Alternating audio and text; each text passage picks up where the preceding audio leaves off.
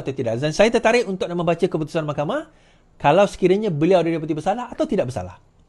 Sebab bersalah atau tidak bersalah Syed Saddiq selepas ini, dia akan menjadi satu benchmark, taklah benchmark juga sebenarnya, kepada kes seperti Wan Saiful, Wan Jan, Saddiq. Hari Khamis ini, tuan-tuan. Okay. Saddiq bebas atau bersalah diketahui Khamis ini.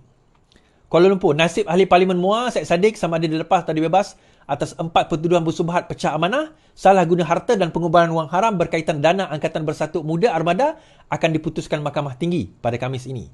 Hakim Datuk Azhar Abdul Hamid dijadualkan membaca keputusan pada jam 9 pagi. Jika mahkamah memihak kepada pihak pembelaan dengan berpendapat bekas Menteri Belia dan Sukan itu berjaya menimbulkan keraguan munasabah, beliau akan dilepas dan dibebas serta-merta. Bagaimanapun, jika mahkamah berpandangan sebaliknya, Presiden Ikatan Demokratik Muda berusia 30 tahun itu berdepan hukuman penjara atau denda jika sabit kesalahan.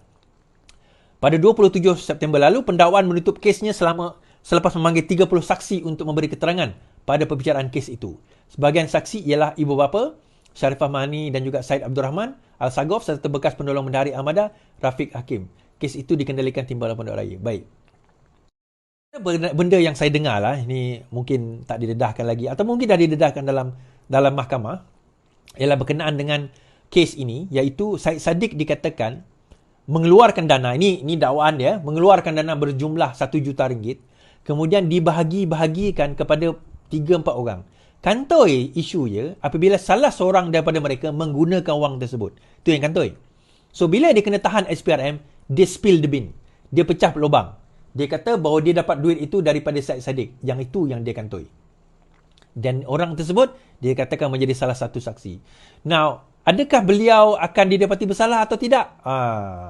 Yang ni saya tak bolehlah jamdekan. Tetapi, kalau melihat kepada keadaan ini, kalau kita nak lihat secara umum je lah. Alright, kita kena lihat macam ni, tuan-tuan.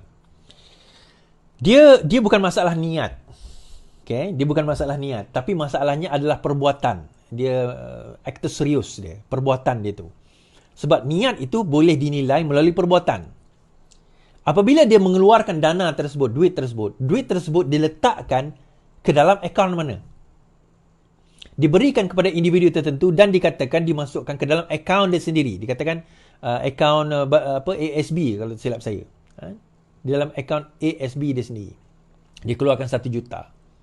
Now, bila dimasukkan ke dalam akaun dia sendiri, timbul persoalan kenapa? Dia kata dia nak ganti duit dia dan sebagainya lah. Benda-benda macam tu lah.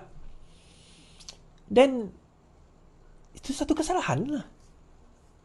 Sebab dia bukan melibatkan dana yang kecil. Dia melibatkan satu dana yang besar. 1 juta ringgit. Mungkin bagi geng-geng tu 1 juta tak ada benda lah kan. Tapi bagi kita satu dana yang besar. Dan dia juga adalah dana armada. Okey, itu yang pertama. Kedua, timbul persoalan. Adakah dana itu dikeluarkan dengan persetujuan daripada board sebagaimana yang diperlukan, sebagaimana yang dikehendaki. Okey, sebagaimana yang dikehendaki. Okey, itu satu persoalan. Kemudian saksi Syed Saddiq sendiri mengatakan. Okey. Saksi Syed Saddiq, saya baca. Terima kasih 11,000 menonton kita.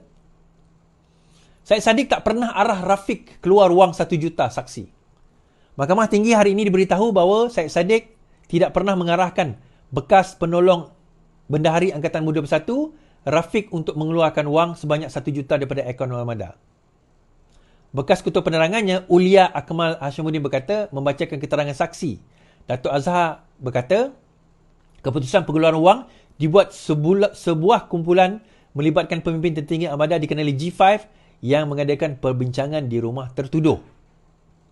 Keputusan dibuat oleh G5 secara bersama bahawa bantuan diperlukan untuk COVID-19 Raya dan Ramadan. Jumlah pengeluaran adalah berdasarkan keperluan setelah Rafiq berbincang dengan Esko Armada yang bertanggungjawab. Pengagihan dana bagi bantuan yang dinyatakan adalah secara ad hoc. Oleh demikian, tiada keperluan untuk sedia kertas kerja bagi tujuan itu.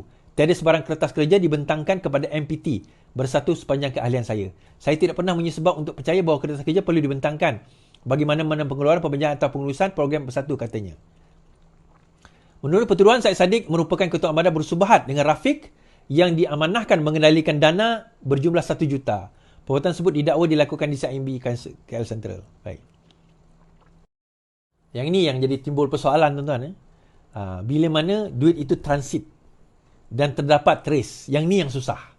So, bila transit itu ada, tracing itu ada, duit itu dibelanjakan ke mana itu perkara kedua. Tapi ada transit tersebut. Dan dia tidak melalui keputusan yang proper. So, apakah keputusan yang proper? Yang itu bersatu, mahkamah akan tentukanlah sama ada keputusan itu proper atau tidak. Dan saya tertarik untuk membaca keputusan mahkamah kalau sekiranya beliau didapati bersalah atau tidak bersalah. Sebab bersalah atau tidak bersalah Syed Saddiq selepas ini, dia akan menjadi satu benchmark, taklah benchmark juga sebenarnya, kepada kes seperti Wan Saiful Wan Jan dan juga kes siapa tuan-tuan? Si Muhyiddin Yassin. Menarik. Baik, habis kat situ.